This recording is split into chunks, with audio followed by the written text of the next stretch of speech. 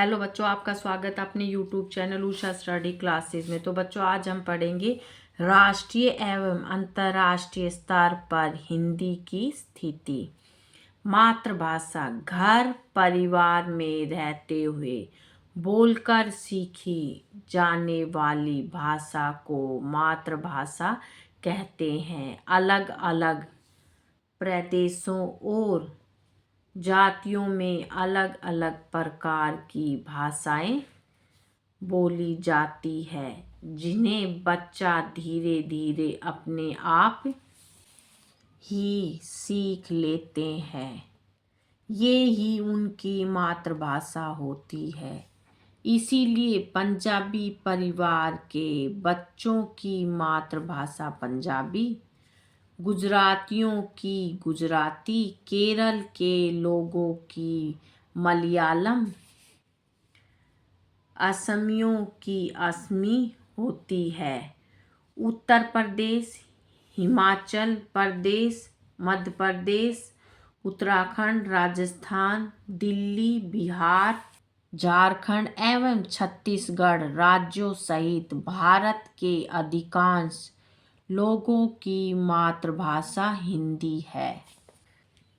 राष्ट्रभाषा किसी राष्ट्र के अधिकांश लोगों द्वारा बोली जाने वाली भाषा को राष्ट्रभाषा कहते हैं। उसे संविधान में राष्ट्रभाषा का दर्जा दिया जाता है। राष्ट्रभाषा किसी देश के निवासियों को एकता के सूत्र में बांधती है। इस दृष्टि से स्वतंत्रता से पहले हिंदी सही अर्थों में देश की राष्ट्रभाषा थी, क्योंकि स्वतंत्रता आंदोलन के समय हिंदी ने ही सार्वदेशिक भाषा की भूमिका निभाई थी। हालांकि संवैधानिक रूप से भारत में किसी भी भाषा को राष्ट्रभाषा का दर्जा नहीं दिया गया है। राजभाषा किसी भी देश अथवा राज्य के कामकाज यानी शासन के लिए स्वीकृत भाषा को राजभाषा कहते हैं।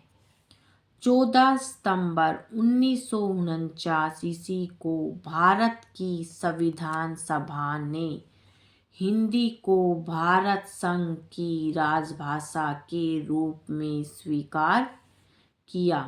भारत के अनेक राज्यों उत्तर प्रदेश, उत्तराखंड, बिहार, झारखंड, मध्य प्रदेश, छत्तीसगढ़, राजस्थान, हरियाणा, हिमाचल प्रदेश और दिल्ली में हिंदी राजभाषा के रूप में स्वीकृत है।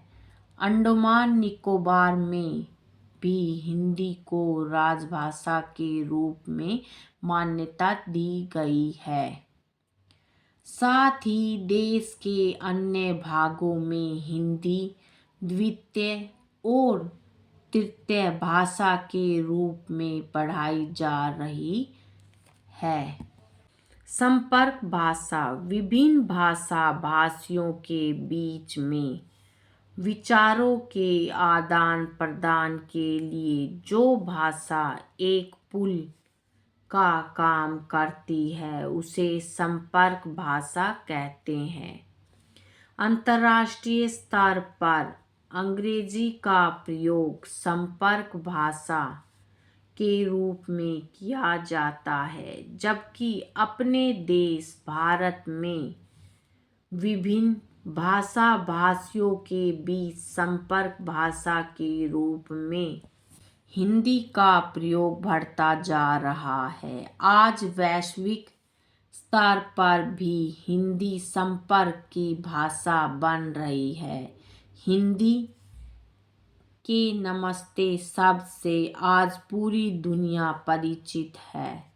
विश्व साहित्य और अन्य भारतीय भाषाओं को अखिल भारतीय स्तर पर पहुंचाने में हिंदी एक सशक्त माध्यम है। हिंदी का प्रयोग देश के लगभग सभी क्षेत्रों में होता है। इस तरह जनसंपर्क की भाषा के रूप में हिंदी ज्ञान, विज्ञान, वाणिज्य, शिक्षा, माध्यम, रेडियो, दूरदर्शन आदि के द्वारा निरंतर विकसित हो रही है। विश्व व्यापार और राजनीति के क्षेत्र में भारत के बढ़ते प्रभाव के कारण हिंदी विश्व की संपर्क भाषा के रूप में स्थापित होने की ओर अग्रसर है। आज विश्व के लगभग सभी देशों में हिंदी का पठन पाठन हो रहा है। मानक भाषा वर्तनी व्यवहार में एकरूपता और सरलता लाने के लिए हिंदी भाषा के व्याकरण सम्मत जिस रूप को मान्यता दी गई है उसे मानक भाषा कहते हैं। क्षेत्रीय प्रभाव के कारण भाषा के मौखिक और लिखित रूपों में विभिन्नता आने लगती है। शब्दों के अर्थ एवं वाक्य विन्यास में भी अंतर आ जाता है। देशव्यापी भाषा के प्रयोग में एकरूपता लाने के लिए भाषा का मानक रूप तय किया जाना आवश्यक होता है। भाषा के निरंतर विकास और प्रयास के कारण उसके वर्णों और वर्तनी के अनेक रूप प्रचलित हो जाते हैं, जिससे भाषा के रूप को लेकर एक भ्रम की स्थिति उत्पन्न हो जाती है। इसी भ्रम को दूर करने के लिए मानक वर्तनी की आवश्यकता होती है। लिपि और वर्तनी के विभिन्न प्रचलित रूपों के स्थान पर किसी एक रूप का निर्धारण कर देना ही वर्तनी का मानकीकरण कहलाता है। इस मानकीकरण के अंतर्गत निर्धारित वर्तनी को ही मानक वर्तनी कहते हैं।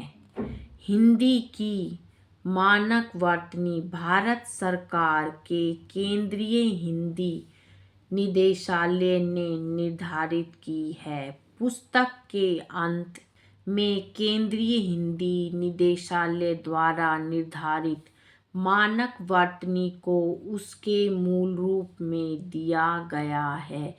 बच्चों आज की वीडियो में इतना ही। मिलेंगे नेक्स्ट वीडियो में एक नए टॉपिक के साथ। बच्चों वीडियो अगर अच्छी लगे तो वीडियो को लाइक करें, शेयर, चैनल पर नए हैं तो चैनल को सब्सक्राइब करें। Thank you.